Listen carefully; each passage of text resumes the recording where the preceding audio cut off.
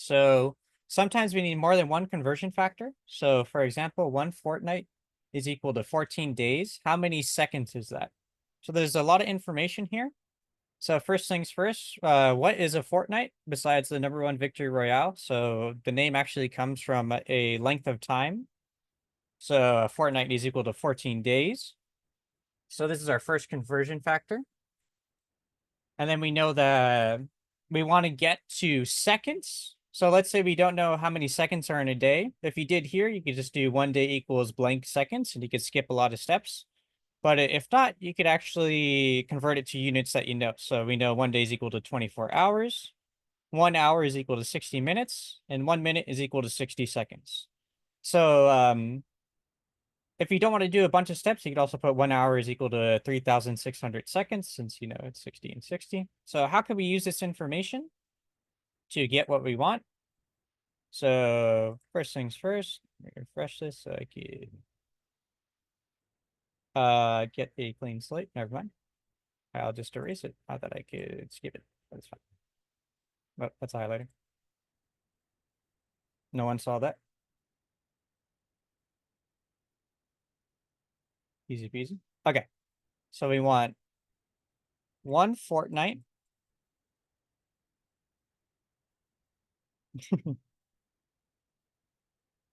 I'm doing that with the mouse, sorry. Equals blank seconds. So how can we do this? Oh my gosh, it looks terrible, but it's fine. So first things first, we know that I'm just going to do fortnight, FN, that's an N. That's better.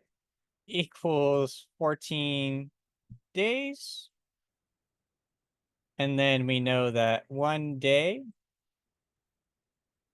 is equal to 24 hours. And then we know that 1 hour is equal to 3,600 seconds. Those are O's, by the way, are zeros. So we're gonna do it like that. So let's start with the conversion factor we want, one fortnight. And then we're gonna multiply by a conversion factor. Our first one, we want to convert fortnights to days. So we want days in the numerator and fortnights in the denominator, so it cancels out. So we could actually do 14, right? Because that's what matches up with days, and then is one fortnight. So this is equal to 1. This will cancel out fortnights. 1 times 14 is 14, so we have 14 days. But there is another way to do this. You could do this multiple lines and just say this equals 14 days, and then start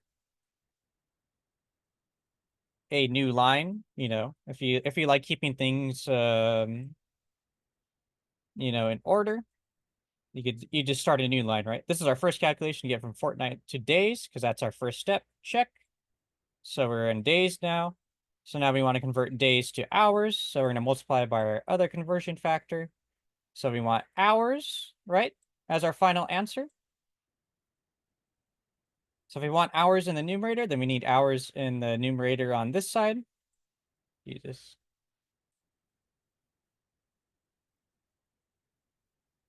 I haven't done this since COVID.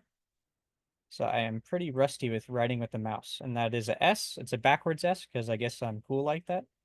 Jesus Christ. But we'll work with it. And then we want to cancel out days. So we'll do days in the denominator. So those will cancel out. And then there is 24 hours in 1 day. So we could just do 24 times 14. You could use Desmos calculator on your laptop, since or you could use a TI-30. You could also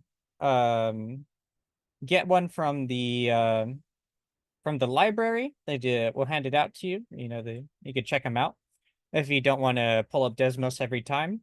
When we take tests in this class, the tests will be on Canvas, and there's actually a built-in calculator. You could thank Mr. Bojanak, the other physics teacher, for showing me that. So that does make things easier. I will hopefully give you guys a practice quiz so you guys get used to using that calculator, so you'd ask questions on the calculator before you use it during a test. But like I said, just like with algebra, you could ask questions about the calculator as well if on the test. So, just so that won't hold you back from, doing the physics that I want to teach you guys. So now we have 336 hours. Let me double check that. It's always good to double check your work. It is 14 times 24, 336 hours. Yep. Okay. So I'm very cautious. I've done math for, you know, my whole degree. I've done math in high school and middle school. And does that mean I do things perfectly every time? No, it does not. It has taught me actually that math can be very brutal, and double checking yourself is the way to go, is what I've learned. So that is just my advice to you guys. If you have time, always just double check real quick, do a sanity check. You could do it just by looking at it. If you're trying to do 14 times 24 and you get a number smaller, maybe something's definitely gone wrong, right? So now we're going to convert from hours to seconds. So we have our 336 hours.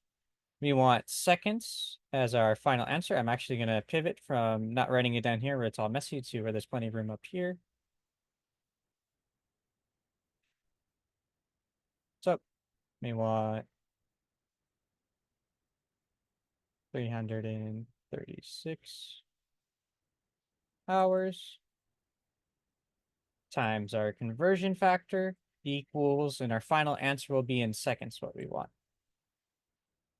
So 336 hours times what do we want in our numerator? You guys can answer this yourself. You want your final answer units in the numerator. So seconds. We want seconds because it's our final answer to be in the numerator. And then what do we want to cancel out? We want to cancel out hours.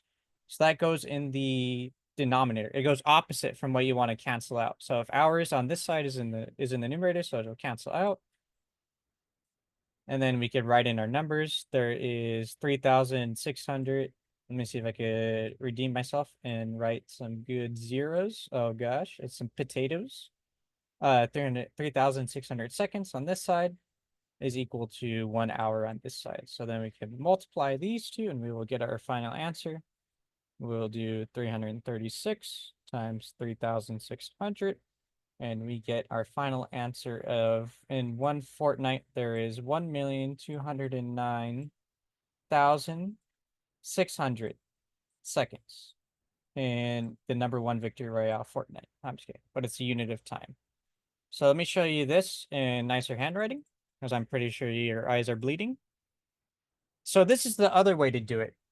So I personally like to do things line by line, step by step, because that's just, I guess, how my brain works. But you could also just do it all in one go.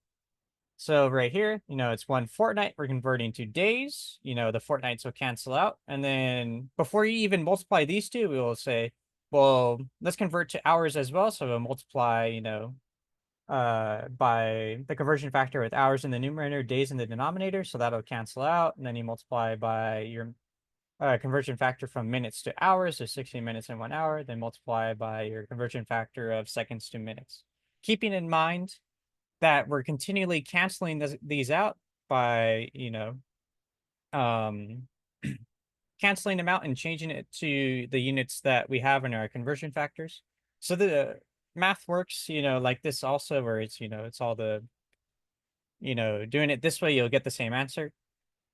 1,209,600 seconds. It just depends how you want to do it. If you like doing it this way, you could do it this way. This isn't the way that I prefer. I prefer doing it step by step, just because I think, it's a more cautious way, and I know I'd probably make a mistake if I did it this way. I'm more likely. I personally am more likely to make a mistake if I do it this way. But if you like to do it this way, you could do it this way as well.